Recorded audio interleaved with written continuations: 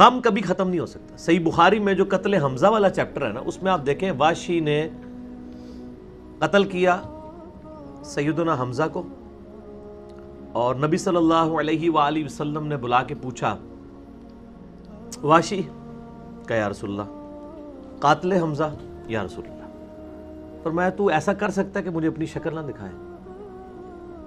پوری زندگی آپ نے اس کو اپنے سامنے نہیں آنے دیا، حالانکہ چچا کو شہید ہوئے 5 سال ہو چکے تھے. کسی نے آپ صلی اللہ علیہ وآلہ وسلم کو مشورہ نہیں دیا کہ بھی سوگ تو جو ہے وہ 3 دن سے زیادہ نہیں ہے، آپ 5 سال پرانے چچا کو یاد کر رہے ہیں. آپ نے تو بلکہ اپنا جو آخری خطبات میں سے خطبہ شہدائے احد کے اوپر ہی جنازہ پڑھ کے دیا تھا، اپنے چچا کی قبر کے اوپر جا کے وہاں پہ جنازہ بھی پڑھا، اور کہا مجھے تم سے یہ خطرہ نہیں کہ تم میرے بعد شرک کرنے لگو، البتہ یہ ڈر ہے کہ دنیا کے خزانے تم پر کھول دیے جائیں گے، تم بھی دنیا کی محبت میں ایک دوسرے کو قتل کرو گے جس طرح اگلوں نے کیا، اور تم بھی تباہ و برباد ہو جاؤ گے جس طرح اگلے ہوئے. یہ بخاری مسلم دونوں میں حدیث موجود ہے. امام حسن علیہ السلام کا قاتل کون، اس میں نے یہ حدیث اور اس پہ اہل حدیث علماء کے کامنٹس بھی پڑھ کے سنائے تھے، کیونکہ اس وقت پریکٹیکلی ناسبیت کا جھنڈا جو ہے وہ بعض اہل حدیث علماء نے اٹھایا ہوا ہے. تو غم حسین تو ختم نہیں ہو سکتا، جیسا کہ غم حمزہ ابن عبد المطلب ختم نہیں ہوا آپ کو رہا. اور غم حسین تو ایسا غم ہے جو آپ کی زندگی میں بھی آپ کو تھا اور وفات کے بعد بھی. زندگی میں مسند احمد میں حدیث موجود ہے، میں نے اپنے یہ ریسرچ پیپر جو ہے کربلا والا، اس کے اندر وہ ڈالی ہوئی ہے کہ مولا علی علیہ السلام کہتے ہیں میں نبی صلی اللہ علیہ وآلہ وسلم کے پاس آیا، آپ نے حضرت حسین کو گود میں اٹھایا ہوا ہے، زاروں کے تار رو رہے ہیں. میں نے پوچھا یا رسول اللہ میرے باپ آپ پہ قربان، آپ کو کس نے غمناک کیا؟ فرمایا ابھی جبرائیل علیہ السلام میرے پاس آئے تھے اور انہوں نے مجھے خبر دی کہ آپ اس بچے سے اتنا پیار کر رہے ہیں اور آپ کی امت اس کو فرات کے کنارے شہید کر رہی ہے. اور پھر جبرائیل علیہ السلام نے یوں ہاتھ مار کے مجھے کربلا کی سرخ مٹی بھی دکھائی، تو اس کی وجہ سے میں پھر غمگین ہو گیا. اس طریقے سے مسند احمد میں موجود ہے حدیث کہ مولا علی علیہ السلام جب جنگ نہروان کے لیے جا رہے تھے، اس دوران نینوا کے مقام کے اوپر آپ نے اپنے ساتھی کو کہا، الفاظ ہیں اس میں، اے ابو عبداللہ صبر کرنا. ابو عبداللہ کنیت تھی حضرت حسین علیہ السلام کی. تو ساتھی کہہ رہی ہے آپ کس سے باتیں کر رہے ہیں کہ اے ابو عبداللہ صبر کرنا، اے ابو عبداللہ صبر کرنا. فرمایا میں نے نبی صلی اللہ علیہ وآلہ وسلم سے یہ حدیث سنی تھی. پھر انہوں نے وہ حدیث بیان کی آگے سے جو میں آلریڈی بیان کر چکا ہوں کہ میں ایک دفعہ آپ کے پاس آیا. یہ مسند احمد کی حدیث پوری ہوا ہے. وفات یعنی کہ بعد کیا 50 سال کے بعد جب واقعہ کربلا ہوا ہے 10 محرم 61 ہجری کے اندر، وہاں پہ آپ دیکھیں کہ ابن عباس کہتے ہیں، مسند احمد میں یہ موجود ہے اور تواتر کے ساتھ ابن عباس کے شاگردوں نے اس خواب کو نقل کیا. شیخ زبیر لزئی صاحب، شیخ شعیب ارنود دونوں اس حدیث کو صحیح کہتے ہیں کہ ابن عباس نے خواب دیکھا کہ دوپہر کا وقت ہے، نبی صلی اللہ علیہ وآلہ وسلم کے بال بکھرے ہوئے ہیں، پرانگدہ حالت ہے، جسم کے اوپر ڈسٹ وغیرہ لگی ہوئی ہے اور ہاتھ میں خون کی ایک شیشی ہے. اور ابن عباس کہتے ہیں میں یعنی کانپ اٹھا، میں نے کہا یا رسول اللہ صلی اللہ علیہ وسلم میرے ماں باپ آپ پہ قربان، یہ آپ کی کیا حالت ہے؟ فرمایا یہ حسین اور ان کے ساتھیوں کا خون ہے جو میں صبح سے جمع کروں کربلا میں. یہ ایک تمثیل دکھائی گئی تھی، یہ نہیں ہے کہ آپ وہاں موجود تھے. اس طرح کی ایون ہم جتنے دوست یاروں کو خواب میں دیکھتے ہیں، آپ ان سے پوچھیں کہ آپ آج میرے خواب میں آئے تھے تو ان کو نہیں پتا ہوگا. وہ اللہ تعالیٰ تمثیل دکھاتا ہے نا. تو وہ کہتے ہیں میں اس وقت اٹھا، وہ دن اور تاریخ میں نے نوٹ کر لی. بعد میں پتا چلا اسی دن 10 محرم الحرام 61 ہجری میں حسین ابن علی کو ان کے ساتھیوں کے سمیت 72 کے قریب وہ بنتے ہیں ٹوٹل، شہید کر دیا گیا، جن میں سے 18 اہل بیت تھے اور باقی دوسرے لوگ. تو یہ غم حسین تو جاری ہے جی. اب یہ حدیث آپ دیکھ لیں تو نبی علیہ السلام کی وفات کے 50 سال کے بعد ہے. اور آپ کو میں بتاؤں یہ وہ حدیث ہے جس کو نقل کر کے ایون اسماعیل دہلوی، جس کو دیوبند اور اہل حدیث دونوں اپنا بزرگ مانتے ہیں، انہوں نے جو ان کی کتاب اپنی وہ تذکیر الاخوان ما تقویت الایمان، یہ دونوں اکٹھی چھپی ہوئی ہیں، ہمارے پاس موجود ہیں. اس میں انہوں نے یہ حدیث لکھ کے کہا کہ اس بات سے پتہ چلا کہ نبی علیہ السلام اپنی وفات کے بعد بھی غمگین ہے. اور اس پوری کتاب میں اسماعیل دہلوی لفظ ہی لکھتا ہے یزید پلید. یہ تو سعودیہ ایران کی ٹسل کی وجہ سے آج اہل حدیث کسی اور طرف چل پڑے ہیں. اسماعیل دہلوی صاحب تو لفظ ہی استعمال کرتے ہیں یزید پلید، یزید پلید. پلید کے بغیر تو وہ بات ہی نہیں کرتے. اسی کتاب کے اندر تقویۃ الایمان تو ان کے سلیبس میں پڑھائی جا رہی ہے نا، وہ کٹھی چھپی ہوئی ہے، تقویۃ الایمان اور تذکیر الاخوان. تو یہ مطلب ان لوگوں نے خام خواہ اس کو. باقی یہ جو کچھ آج کل تماشا ہو رہا ہے نا، اور وہ کلپ چڑھائے جا رہے ہیں کہ جی وہ جی 10 محرم کو ضرور شادی کریں، یہ کریں وہ کریں. ان کے لیے تو میں الزامی جواب پھکی کے طور پہ پہلے بھی بات کی، میں دوبارہ کرتا ہوں. ان کو کہیں کہ آپ اپنے لوگوں کو یہ بھی ترغیب دلائیں کہ 22 رجب کو بھی آپ شادی کریں. جو کہیں گے نہیں 22 رجب کے کنڈے نہیں ان کو ہضم ہو رہے. ہمارے نزدیک تو یہ سب کچھ ہی غلط ہے، لیکن ادھر یہ کیا کہتے ہیں کہ حضرت معاویہ رضی اللہ تعالیٰ عنہ کا یوم وفات ہے اور یہ خوشی منا رہے ہیں شیعہ. تو سر اگر شیعہ خوشی منا لیتے ہیں حضرت معاویہ کے وفات کے اوپر تو آپ کو کیا مسئلہ ہے؟ آپ کو تو نہ محرم سے کوئی لینا دینا ہے نہ آپ کو رجب سے. آپ تو ان دونوں کو بدعت ہی سمجھتے ہیں. منانے دیں ان کو، آپ کیا کہہ لیتے ہیں؟ اور یہاں پہ یہ کہہ رہے ہیں آپ 10 محرم کو خوشی کی ایکٹیویٹیز کریں، تو سر پھر آپ یہ بھی کہیں کہ 22 رجب کو بھی کریں. تو میں نے آپ کو بتایا نا، ایک یہ مینٹیلٹی ہے، ایک پارشل ناسبیت پائی جاتی ہے ان لوگوں کے اندر. ظالم ہیں یہ لوگ، ان کو اپنی اصلاح کرنی چاہیے اور غم حسین کو ڈیلیوٹ نہیں کرنا چاہیے. باقی میرا ریسرچ پیپر پڑھ لیں، اتنی گفتگو کافی ہے. اچھا علی بھائی، اس میں یہ ہے کہ یہ جو توابون کے طریقہ مختار سقفی کے بارے میں تھوڑی وضاحت کریں کہ آپ کا اس میں کیا موقف ہے، کیونکہ شیعہ اور اہل سنت دونوں کے یہاں بڑی بڑی عجیب و غریب روایات ان کے بارے میں متضاد قسم کی آ رہی ہیں. ابھی صحیح مسلم میں جو ایک حدیث ہے نا کہ بنو ثقیف میں ایک کذاب ہوگا اور ایک جو ہے وہ ظالم ہوگا. ان کی بلدیت بھی بتا دیں. ہاں جی، مختار سقفی. تو اس میں وہ اسما بنت ابی بکر کہتی ہیں کہ ہم کذاب کو تو دیکھ چکے، لیکن صحیح مسلم میں نام نہیں ہے وہ کون ہے. ٹھیک ہے. اور جو ظالم ہے حجاج تو ہے. تو یہ کہتے ہیں کہ یہ مختار سقفی ہے، وہ کذاب تھا. ہم کہتے ہیں کہ سنن الکبری البیہقی میں موجود ہے، 72 حدیث میں بھی پایا ہے. ایسا آئٹم یہ بھی ہے کہ عبداللہ بن عمر جو ہیں وہ تو مختار سقفی کے لوگوں کے پیچھے نماز بھی پڑھا کرتے تھے، ان کو سلام بھی کیا کرتے تھے. یہ ان کے غالباً بنوئی بھی تھے. بنوئی بھی تھے. اور یہ مختار سقفی جو ہیں ان کے جو والد ہیں اچھا ابو عبیدہ، وہ صحابی ہیں. اچھا، یہ بات ثابت ہے؟ بالکل ثابت ہے.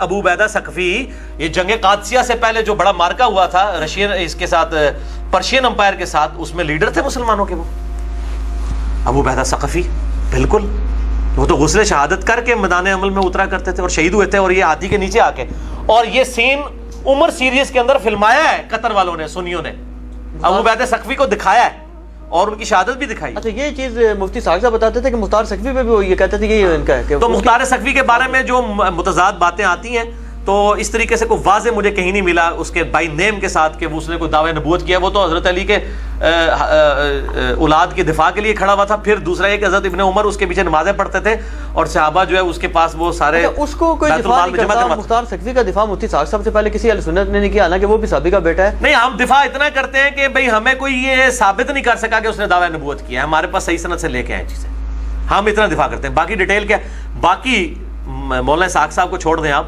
ابن کثیر نے بھی تعریف کی ہے قاتلین عثمان، قاتل حسین کے کو قتل کرنے پر ابو عبیدہ اس کی مختار سقفی کی، اور کہا کہ اس نے مسلمانوں کے دل ٹھنڈے کیے ہیں. ابن کثیر نے کہا؟ بالکل ابن کثیر نے لکھا. حالانکہ ابن کثیر کے بارے میں بریلوی کہتے ہیں ناسبی تھے، نعوذ باللہ. نہیں کوئی ناسبی شسبی نہیں تھے، جھوٹ بولتے ہیں، کوئی ناسبی نہیں تھے. یعنی دیکھیں نا عوام میں کیسی کیسی باتیں مشہور ہیں. کیا حضرت سلیمان بن سورت رضی اللہ عنہ کا عین الوردہ کے مقام پر 4000 کے لشکر کے ساتھ یزید کی فورس سے لڑنا ثابت ہے؟ ہاں جی، وہ تو اجماع اور تواتر کے ساتھ ثابت ہے. جی لڑے تھے. ہاں جی بالکل لڑے تھے. سلمان ابن سرد وہ صحابی ہیں نا جنہوں نے خط بھی لکھا تھا، اور یہ صحابی ہیں. ان کی حدیث ہے بخاری مسلم میں. بخاری مسلم میں ایک بڑی مشہور حدیث ہے کہ 2 بندے لڑ رہے تھے. آپ صلی اللہ علیہ وآلہ وسلم فرمایا میں ایک کلمہ ایسا جانتا ہوں، یہ پڑھے نا تو ان کے معاملات ٹھنڈے ہوں گے، وہ ہے اعوذ باللہ من الشیطان الرجیم. اس حدیث کے راوی یہ جو ہے وہ سلمان ابن سرد ہے. اچھا، اس میں ایک ضمن سوال ذہن میں آ گیا میرے، یہ بھی پچھلے دنوں میں نے کہیں سنا کہ یہ توابون والی جو تحریک تھی نا، حضرت سلیمان بن سورت جو تھے ان کے حضرت امام حسن کے ساتھ تعلقات ٹھیک تھے، کیونکہ آتا ہے کہ یہ بہت شدید غصے میں تھے جب انہوں نے صلح کی ہے. کیا یہ بات درست ہے؟ نہیں، غصے میں تو اس وقت کافی لوگ تھے. ان کا غصہ ویسا ہی تھا جیسے نبی علیہ السلام نے جب صلح حدیبیہ کی تھی تو صحابہ کو ضمنی ہوئی تھی. سنن نسائی الکبریٰ کے اندر موجود ہے نا، آپ کو پتہ ہے نا جی بالکل، کہ جب تحکیم کے موقع کے اوپر، بلکہ بخاری مسلم دونوں میں حدیث ہے، سہل بن حنیف جو تھے نا وہ تحکیم کے موقع پہ خطبہ دیتے ہیں، بخاری مسلم دونوں میں ہے جب حضرت علی کے ساتھی راضی نہیں ہو رہے ہوتے ہیں تحکیم کے مسئلے پہ، بخاری مسلم دونوں میں موجود ہے، تو وہ ان کو صلح حدیبیہ والی بات سناتے ہیں کہ دیکھو صلح حدیبیہ کے موقع پہ ہم بھی حضور کے ساتھ راضی نہیں ہو رہے تھے، لیکن اس صلح کرنے میں فائدہ تھا، ادھر بھی حضرت علی کی بات مانو۔ اسی کا ایک طریق سنن نسائی الکبریٰ میں خصائص علی والے چیپٹر میں آتا ہے، اس میں سال بن حنیف یعنی وہ جو حضرت علی کے بارے میں آتا ہے کہ جب حضرت علی نے آپ کو بتایا نا وہ بخاری کے الفاظ ہیں نا کہ محمد رسول اللہ مٹانے سے انکار کر دیا، تو سنن نسائی الکبریٰ کے اندر خصائص علی والے چیپٹر میں ہے کہ حضرت علی کو نبی علیہ السلام نے فرمایا تھا اے علی تجھ پہ بھی ایک دفعہ ایک وقت آئے گا جب معاہدہ لکھا جا رہا ہوگا، لیکن تمہیں بھی وہ معاہدہ کرنا پڑے گا جس طرح آج مجھے کرنا پڑ رہا ہے، اور وہ وقت آیا ہے۔ وہ معاہدہ نبی علیہ السلام کا کس کے ساتھ ہوا تھا؟ کافروں کے ساتھ۔ سہیل ابن عمر آیا، کہا ٹھیک ہے لکھ دو، اور حضرت علی کا وہ معاہدہ ہوا معاویہ بن ابی سفیان کے ساتھ۔ جو وہ معاہدہ لکھا جا رہا تھا نا، ادھر انہوں نے کہا محمد رسول اللہ نہیں محمد بن عبداللہ لکھو، ادھر انہوں نے کہا کہ تم یہ جو ہے نا یہ نہ لکھو خلیفۃ المسلمین علی بن ابی طالب، ہم تو اس کو خلیفہ مانتے نہیں ہیں، تم علی بن ابی طالب لکھو، سیم اینالوجی۔ اور نبی علیہ السلام نے پہلے فرما دیا تھا، آپ خصائص علی میں پڑھ لیں حدیث سنن نسائی الکبریٰ کے اندر موجود ہے، آپ فرمایا علی تجھ پہ بھی وقت آئے گا اور تو پھر اس وقت وہی کرے گا جو آج میں کر رہا ہوں۔ تو حضرت علی کو وہ بات یاد آ گئی اس وقت، تو انہوں نے پھر کہا کہ ٹھیک ہے یہ کہتا ہے نا یہ مٹا دو، تم لکھ دو علی بن ابی طالب کا معاہدہ معاویہ بن ابی سفیان کے نام۔ اور اس کا اشارتاً ذکر بخاری اور مسلم میں ہے۔ یہ ویسے باتیں میں نے ابھی تک آن ایئر نہیں کی تھی جو میں آج یہ والی کر رہا ہوں، بخاری مسلم میں موجود ہے۔ سال بن حنیف جو ہیں وہ پھر لوگوں کو ابھار رہے ہوتے ہیں کہ یار دیکھو صلح حدیبیہ پہ بھی ہم بڑے ناراض ہوئے تھے، آج تم بھی نہ مان جاؤ حضرت علی کی بات، ٹھیک ہے۔ لیکن جو باقی پورشن ہے وہ سنن نسائی الکبریٰ میں ٹونڈ ٹونڈ کے لے آندا ہے کہ تو گھروں کاٹ کے لے آنا، اللہ دے وہ تو لکھی ہی جانا، ٹھیک ہے۔ سنن نسائی الکبریٰ میں آپ نا بالکل آپ یہ پورا ایک چیپٹر بنا ہوا ہے اس کے اوپر جو تحکیم کے مسئلے کے اوپر، بالکل اینڈ پہ جا کے آپ کو مل جائے گا، چیپٹر میں مل جائے گی حدیث، کوئی مسئلہ ہی نہیں۔ بسر بن ابی ارطاح کے بارے میں کیا ارطاح کے بارے میں کیا یہ بات درست ہے کہ وہ حضرت علی رضی اللہ عنہ سے محبت کرنے والوں کو چن چن کر قتل کرتے تھے؟ جی ان کا قتل عام تو تواتر کی حد تک موجود ہے، ایون ابن حجر اسقلانی لکھتا ہے کہ یہ صحابی نام کا ہے، باقی اس کے پلے کوئی شے صحابیت والی نہیں رہی تھی جتنا اس نے قتل عام کیا۔ ان کے پاس کیا عہدہ تھا، کیا پاور تھی ان کے پاس؟ بھائی وہ جیسے یعنی جو حکمرانوں کے جو خاص وزیر مملکت ہوتے ہیں اس طرح تھے نا، لیکن ہم اس لیے بار بار نام لیتے ہیں نا، معاویہ ابن ابی سفیان، مغیرہ ابن شعبہ، عمر ابن عاص اور بسر بن ابی ارطاح رضی اللہ عنہ اجمعین، چاہے مجھے شیعہ سے گالیاں بھی کھانی پڑے، تو یہ ان کے نام اس لیے لیے جاتے ہیں نا کہ ان سے چیزیں مس ہینڈل ہوئی ہیں۔ صرف عمر بن عاص ہیں وہ آخری وقت میں روتے تھے، بڑا روتے تھے، وہ مسلم میں موجود ہے نا، وہ روتے تھے، ہائے ہائے ہائے۔ تو سر آخری وقت میں تو بڑے بڑوں کو آخرت یاد آ جاتی ہے، وہ ہم نے اس میں ڈالی ہے نا، کہتے ہیں میری زندگی میں تیسرا وقت آیا جب میں ایک بادشاہ سے جا ملا، اب مجھے نہیں پتا میرے ساتھ کیا ہونا ہے، ہو سکتا انہوں نے بھی آگے ہوئے وہ ضعیف سندیساں گم گیا نے، ہو سکتا عمر۔ اگلا سوال ہے علی بھائی کہ اہل سنت کے ہاں مختار ثقفی کو بھی دعوی نبوت کرنے والا کذاب کیوں سمجھا جاتا ہے؟ اس پہ پلیز وضاحت کرتے ہیں۔ اہل سنت اہل تشیع دونوں مانتے ہیں، اب متاخرین تھوڑے نرم ہو گئے ہیں شیعہ کے، پرانے تو وہ بھی کذاب کہتے ہیں، وہ بھی اس سسٹم کا حصہ بن گئے تھے نا، کیونکہ ظاہر مختار ثقفی خود سید نہیں تھا نا، مظلوم آدمی تھا۔ آپ کو پتہ ہے نا یہ کون ہے مختار ثقفی؟ عبداللہ بن عمر کا نہ عبداللہ ابن عمر ان کے داماد ہیں، نہیں بہنوئی ہیں، ٹھیک ہے، اور ان کے والد صحابی ہیں مختار ثقفی، جی جی، ابو عبیدہ ثقفی جو شہید ہوئے تھے جنگ قادسیہ سے پہلے ہاتھی کے نیچے آ کے، اور وہ عمر سیریز میں وہ فلم بھی فلمایا بھی ہوا ہے، یہ امیر تھے اس وقت، ٹھیک ہے، بہت بہادر تھے، یہ غسل شہادت کر کے گھر سے نکلا کرتے تھے، اور اللہ نے ان کو شہادت کے درجے تک بھی پہنچایا۔ ابو عبیدہ ثقفی، ان کا بیٹا تھا مختار بن ابو عبیدہ ثقفی۔ تو مختار کے بارے میں ایک ترمذی میں روایت ملتی ہے کہ میری امت میں ایک کذاب اور ایک ظالم پیدا ہوگا، اور اس کے ساتھ وہ پھر لکھتے ہیں کہ امام ترمذی کے کہا جاتا ہے کہ وہ کذاب مختار ثقفی ہے۔ یہ سب سے کمزور جملہ ہوتا ہے محدثین کا، کہا جاتا ہے. کہا جاتا تو بہت کچھ غلط ہے، سنا کے سننی، سند نہیں انہوں نے بیان کی. اس طرح کا کہا جاتا تو مسلم شریف میں لکھا ہوا ہے امام مسلم کے شاگرد نے کہ وہ جو بندہ قیامت والے دن کے قریب جو دجال کے خلاف کھڑا ہوگا نا، کہا جاتا ہے کہ وہ حضرت خضر ہوں گے. اہم اہل حدیثاں سے کہ کہا جاتا تو تسی بچڑا کوئی جے، پوری خضر پارٹی آ جڑی تواڈے اوتے کہا جاتا ہے.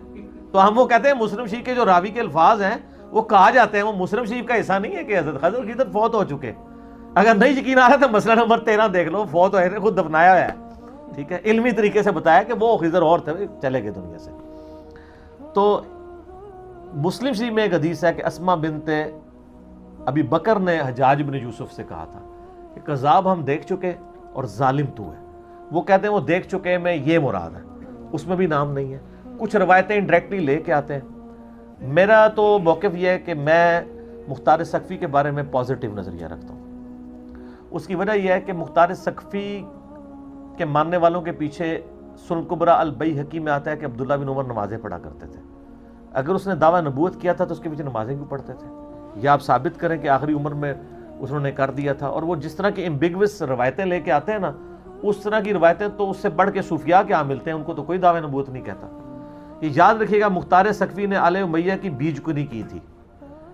اس کے حاسدین بہت تھے، اس لیے پوری کوشش کی ہے اس کے مخالفین نے گھڑنے کی ایسی باتیں کہ ان کو بدنام کیا جائے.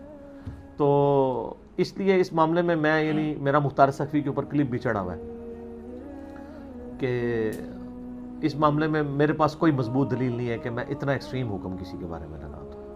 ٹھیک ہے، تو میں ان کے بارے میں پازیٹیو نظریہ رکھتا ہوں. مختار ثقفی نے کس حیثیت میں قاتلین حسین علیہ السلام سے بدلہ لیا تھا؟ کیا وہ اس وقت کوفہ کا حاکم تھا؟ کیونکہ مقدمے میں سزا دینا تو صرف حکمران کا حق ہے. صحیح سوال ہے جی، بڑا ٹیکنیکل کوسچن ہے. یہ بات تو صحیح ہے. پہلی بات تو یہ کہ آل امیہ کی جو حکومت ہے نا، یہ خود ہی غیر اسلامی ہے، یعنی یہ اسٹیبلش ہوئی نہیں، تلوار کے زور پہ ہوئی ہے. صحیح بخاری میں حضرت عمر کا خطبہ موجود ہے کہ جس کو تلوار کے زور کے اوپر حکمران بنایا جائے گا، حکمران جس کو بنایا جائے وہ اور بنانے والے اور دوسرے، ان کے درمیان قتل و غارت کا سلسلہ شروع ہو جائے گا. میں نے اپنے کربلا والے ریسرچ پیپر پہ یہ حدیث ڈالی ہوئی ہے، انٹرنیشنل نمبر کے مطابق بخاری میں ہے 6830. تو یزید کی بیعت ہی جو ہے وہ تلوار کے زور پر لی گئی تھی. تو ہم اس بیعت کے خلاف حضرت حسین کا جو خروج ہے، وہ یہ خروج کہتے ہیں، ہم اسے قیام حسینی کہتے ہیں. وہ قیام حسینی تھا کیونکہ اس کی بیعت اسٹیبلش نہیں ہوئی تھی. حضرت معاویہ رضی اللہ تعالیٰ عنہ کے خلاف کیوں نہیں قیام کیا حضرت حسین نے؟ کیونکہ وہ ایک پیس ٹریٹی کے تحت معاملات سیٹل ہو گئے تھے. یزید کا تو یعنی حضرت معاویہ رضی اللہ تعالیٰ عنہ نے جو 5 شرائط ٹریٹی میں مانی تھی، ان میں سے ایک یہ تھی کہ اپنے بعد شورا پہ امت کو چھوڑیں گے. انہوں نے پھر اپنے بیٹے کو بنا دیا. وہ بخاری میں بھی آتا ہے، عبد الرحمن بن ابی بکر نے بھی مخالفت کی. وہ کربلا والے ریسرچ پیپر میں پڑھ لیں. تو لہذا مختار ثقفی کے بھی خروج کو ہم خروج نہیں قیام مانتے ہیں. صحیح، قیام مختار ہے. اس پہ ایران والوں نے ایک مختار نامہ فلم بھی بنائی ہے. اس میں کچھ چیزیں غلط بھی ہیں لیکن میجارٹی ٹھیک ہے. تو مختار ثقفی نے جو قیام کیا ہے وہ اس نے حکومت حاصل کر لی تھی. اس نے عبید اللہ ابن زیاد کو قتل کیا. اس کے بعد کوفے کے ممبر پہ وہ پورا ایک، آپ سمجھ لیں، ایک صوبہ اس کے پاس آ گیا تھا اور کچھ سال اس کی حکومت رہی ہے. پھر اسی حکومت کے تحت اس نے 22,000 قاتلین حسین جو بھی اس لشکر میں تھے چن چن کے ان کو قتل کیا. پھر ظاہر ہے وہ آل امیہ کو ہضم نہیں ہوا. بعد میں اس کے اوپر تہمت بھی لگی کہ اس نے دعوی نبوت کیا تھا. جو بھی روایتیں پیش کرتے ہیں کوئی بھی مضبوط درجے کی نہیں ہے، آؤٹ آف کانٹیکسٹ ہیں چیزیں. ہم تو المصنف ابن ابی شیبہ سنن کبریٰ البیہقی سے پیش کر رہے ہیں کہ عبداللہ بن عمر مختار ثقفی کی پارٹی کے لوگوں کے پیچھے نماز پڑھا کرتے تھے. تو اگر وہ کافر یا دعوی نبوت کیا ہوتا تو کبھی نہ کام کرتے. یہ کس طرح صحابہ کو ہضم ہو سکتا تھا؟ تو وہ بس ایک نیچا کرنے کے لیے ایک پراپوگنڈا شروع کر دیتے ہیں. تو وہ حکمران، چونکہ جس حکمران کے خلاف اس نے قیام کیا ہے اس کی اپنی حکومتی 2 نمبری تھی، اس کو ختم کرنے کے لیے وہ کھڑا ہوا، جس طرح کہ حضرت حسین بھی کھڑے ہوئے تھے. حسین علیہ السلام کا قیام بھی اسی حکومت کے خلاف تھا، آل امیہ کے، جس کے خلاف مختار نے کیا ہے قیام. تو وہ قیام جو ہے وہ بالکل اسٹیبلش ہے. قیام کے بعد اس نے حکومت حاصل کر لی. اس کے بعد باقاعدہ پورا انہوں نے عدالتی نظام بنایا تھا. آپ اس فلم میں بھی دیکھیں، پوری تحقیق ہوتی تھی، گواہ لائے جاتے تھے، ایک ایک بندے پہ وہ گواہی دیتا تھا، ہاں یہ بھی تھا یہ بھی تھا. اس طرح نہیں کہ انہوں نے ساروں کو قتل کیا، پورے ایک بڑا ٹائم لگا تھا سب کو قتل کرنے میں. وہ اس میں انہوں نے سارا فلمایا ہوا ہے. تو وہ حکومت وقت اور قاضی القضاء کے یعنی اس عہدے کے تحت پوری جسٹس کو، عدلیہ کو اسٹیبلش کر کے یہ سارا کام ہوا ہے. ماورائے عدالت قتل نہیں تھے. جو قاتلین حسین کو قتل کیا. امام بخاری ساتھ ایک اور حدیث لے کے آئے ہیں, اس میں الفاظ ہیں کہ جب واقعہ ہررا ہوا, یعنی یزید نے چڑھائی کر کے مدینہ شریف کو پامال کیا, کئی صحابہ اور تابعین کو قتل کیا, ان کی عورتوں کے ساتھ برائی والا معاملہ ہوا جو کچھ, کیونکہ شہادت حسین علیہ السلام کے بعد اہل مدینہ نے یزید کی بیعت توڑ دی تھی کہ اب تو کوئی جواز ہی نہیں رہا کہ تم نے یعنی نواسہ رسول کو قتل کر دیا ہے, ان کے ساتھیوں کو, کہ ہم تمہیں امیر المومنین مانیں. پھر یزید نے فوج بھیجی تاکہ اہل مدینہ کو دوبارہ بیعت پہ وعدہ کیا جائے, نہیں تو ان کو قتل کیا جائے, اور وہی ہوا, وہ بیعت تو نہیں کی تو اس نے مدینہ 3 دن کے لیے حلال کیا اپنی فوجوں پہ, انہوں نے جس طرح ظلم کیا, واقعہ ہررا. تو بخاری میں وہ حدیث اسی موقع پہ ہے کہ واقعہ ہررا کے موقع پر انس ابن مالک کہتے ہیں کہ میں بڑا غمگین تھا. انس ابن مالک کون؟ 93 ہجری میں فوت ہوئے ہیں, نبی الاسلام کے بعد 82 سال زندہ رہے ہیں, اور 10 سال حضور کو وضو کروانے والے, حضور کے بچوں کی جگہ, انس ابن مالک. تو انس ابن مالک کہتے ہیں میں بڑا غمگین تھا کہ اتنے مدینہ شریف میں قتل و غارت کروایا ہے یزید نے, تو میں بڑا غمگین تھا. تو مجھے زید ابن ارقم نے ایک خط لکھا, ہائے ہائے ہائے, اور اس خط میں انہوں نے لکھا کہ انس ابن مالک آپ کو غمگین ہونے کی ضرورت نہیں ہے, کیا ہمیں حضور نے پہلے نہیں بتایا تھا کہ ہمارے انصار مدینہ کے ساتھ یہ ظلم ہوں گے؟ اور کیا نبی الاسلام نے یہ نہیں کہا تھا کہ اے اللہ انصار پہ رحم فرما, ان کی اولاد پہ رحم فرما, ہمیں تو حضور کی دعاؤں کا حصہ ملا ہوا ہے, انہوں نے اگر ہمارے ساتھ ظلم بھی کیا ہے دنیاوی طور پہ, یعنی اسلام کو غلبہ دلانے والے تو انصار تھے, آج آل امیہ اگر قابض ہو گئی ہے اور انصار کو بیک فٹ پہ کر دیا ہے تو کیا ہوا, ہمیں رسول اللہ کی دعائیں ملیں گی.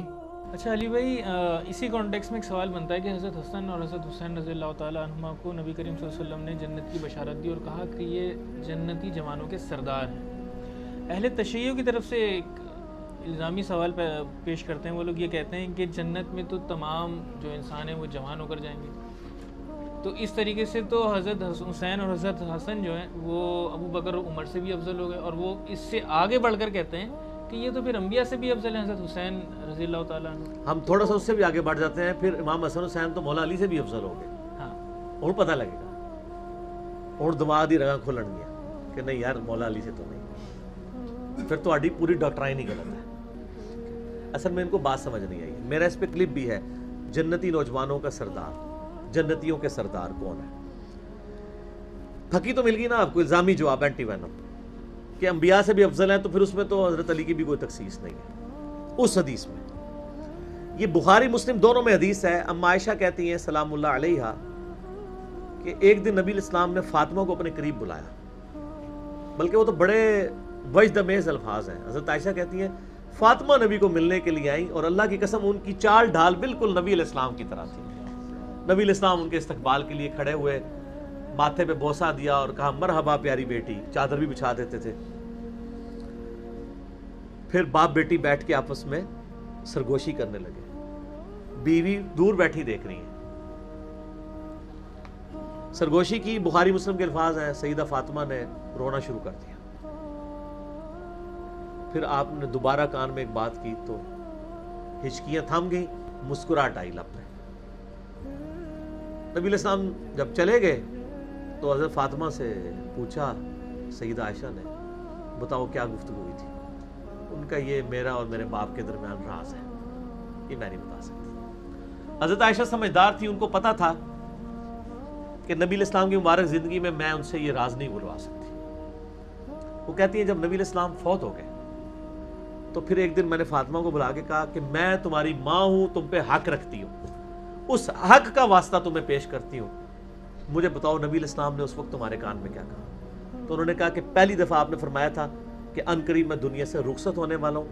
ہر سال جبرائیل علیہ السلام مجھ سے 1 دفعہ دورہ قرآن کرتے تھے, اس دفعہ 2 دفعہ کیا ہے, مجھے لگتا ہے یہ میری زندگی کا آخری سال ہے. اس پہ میں رو پڑی.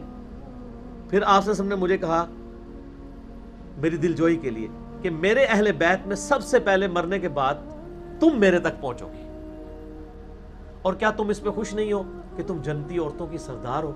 تو اس پہ میں مسکرا پڑی. تو اور واقعی 6 مہینے کے بعد ڈیتھ ہو گئی سیدہ فاطمہ سلام اللہ علیہا کی, تقریباً 22-23 سال کی عمر, اتنی عمر بھی نہیں تھی. تو اس سے تو سیدہ فاطمہ کا ثابت ہوا. آپ آ جائیں حسن و حسین. جامع ترمذی میں حدیث ہے، حذیفہ ابن یمان کہتے ہیں کہ مجھے ایک دن میری ماں نے بلا کے کہا کہ تجھے کتنے دن ہوئے ہیں حضور کے پاس حاضری نہیں دی تو نے؟ کہا اماں جان 1 مہینے سے زیادہ گزر چکا ہے. اج تسی کہندے اسی ہوندے تے حضور دے قدمے 'چ ہی بیٹھے رہندے. نہیں سر، تسی ہفتے بعد اسے درس ہی جانا تہاڈے سے اوکھا ہو جاندا ہے. تسی بیٹھے رہندے، ایڈا سوکھا کام نہیں ہے. تیرے ہوتے جنم لیا ہوتا، تیرے قدموں سے لپٹ جاتا، یہ کرتا، لیکن رفع الیدین پھر بھی نہ کرتا کیونکہ لوگ مجھے وہابی کہتے ہیں. آج بیٹھ کے یہ ساری سریلے راگ الاپے جا سکتے ہیں. ظاہر ہے کہ انسان نے اپنے سارے معاملات کو لے کے چلنا ہوتا ہے. تو حذیفہ ابن یمان کہتے ہیں رازدار رسول ہے، منافقین کے نام ان کو بتائے ہوئے تھے. شاہ جی اس پاس نہ ٹور پویو کہ کیڑے نے وہ اپنے بزرگوں کو پوچھو. اچھا، بخاری میں کہ حذیفہ ابن یمان کو نبی علیہ السلام نے منافقین کے نام بتائے تھے. بخاری میں بھی ہے، مسلم میں بھی. حذیفہ ابن یمان کہتے ہیں کہ مجھے میری والدہ نے کہا کہ بچہ آج جا حضور کے پاس حاضری دے، نماز پڑھ، اپنے لیے بھی دعا کرا، میرے لیے بھی دعا کر. کہتے ہیں جی میں چل پڑا. اچھا،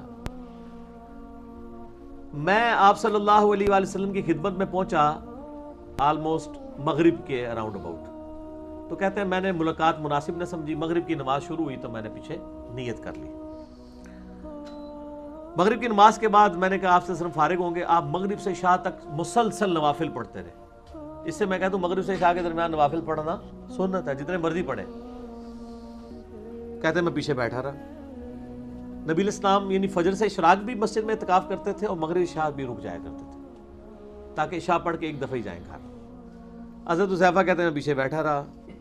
عشاء کی نماز بھی ختم ہو گئی، سب لوگ چلے گئے، نبی علیہ السلام بیٹھے ہوئے ہیں. پھر گھر سے آپ مسجد سے نکلے گھر کی طرف، کوئی اسٹریٹ لائٹ نہیں ہے، گھپ اندھیرا. نبی علیہ السلام چل پڑے. کہتے ہیں تھوڑی دیر بعد میں بھی ٹپ ٹپ پیچھے. نبی علیہ السلام رک گئے. کہا کون؟ حذیفہ. کہا یا رسول اللہ میں حذیفہ. آپ صلی اللہ علیہ وسلم کو چکے پیچھے سے نظر آتا تھا. آپ کو پتا ہے نا بخاری مسلم میں حدیث ہے، میں پیچھے بھی مجھے نظر آتا ہے. اور میں حذیفہ اللہ تجھے اور تیری ماں کو بخشے. آئے کس لیے تھے؟ اسی لیے اللہ تعالیٰ نے غیب کیا یعنی وہ خبر دے دی. آئے اس لیے تھے. لو جی سوال کہنے کی ضرورت ہی نہیں پڑی، جواب پہلے ہی مل گیا. کہا پھر حذیفہ تجھے پتہ ہے آج میرے پاس ایسا فرشتہ آسمان سے نازل ہوا ہے جو آج سے پہلے آسمان سے کبھی نازل ہی نہیں ہوا، اور میرے پاس ایک خاص خبر لے کے آیا ہے. کہ یا رسول اللہ کیا؟ فرمایا مجھے اس فرشتے نے خبر دی ہے کہ آپ کی بیٹی فاطمہ جنتی عورتوں کی سردار ہے اور ان کے بچے حسن و حسین جنتی نوجوانوں کے سردار ہیں. یہ آخری حصہ ہے جو بیان کیا جاتا ہے، پوری حدیث اس طرح ہے. اور 5B پہ الحمدللہ میں نے پوری لکھی ہے تاکہ آپ کو ٹیسٹ آئے پڑھنے کا اس کو. اچھا، اسی کا ایک طریق جو ہے وہ مستدل الحاکم میں بھی موجود ہے، سنن ابن ماجہ میں بھی ہے کہ حسن و حسین جنتی نوجوانوں کے سردار ہیں. وہ ابوہما خیرہما، اور ان کے باپ جو ہیں والد وہ ان سے بھی افضل ہیں. ٹھیک ہو گیا، ایک سٹیپ طے ہو گیا.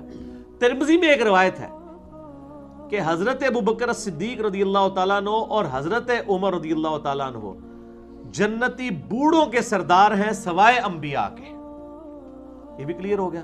یعنی جنت میں نبیوں کے سردار نبی صلی اللہ علیہ وآلہ وسلم، بوڑھوں کے سردار کون؟ بوڑھے جو دنیا میں بڑھاپے سے گئے تھے. جنت میں تو سارے 30 سال کے ہوں گے. یہ ہے اصل میں کانٹے کی بات.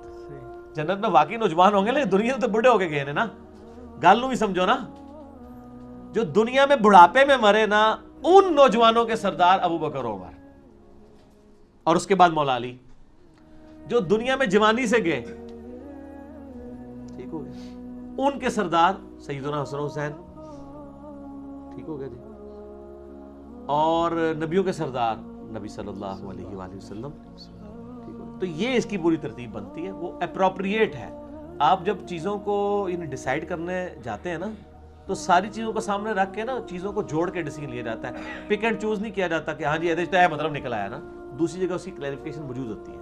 اگر حسن حسین جنتی نوجوانوں کے سردار ہیں اور جنت میں سارے نوجوان ہوں گے تو پھر سب نبیوں کے بھی سردار بنے، پھر حضرت علی کے بھی سردار بنے؟ نہیں، ایسا نہیں ہے. ساری چیزوں کو جمع کر کے ایک اپروپریٹ سولوشن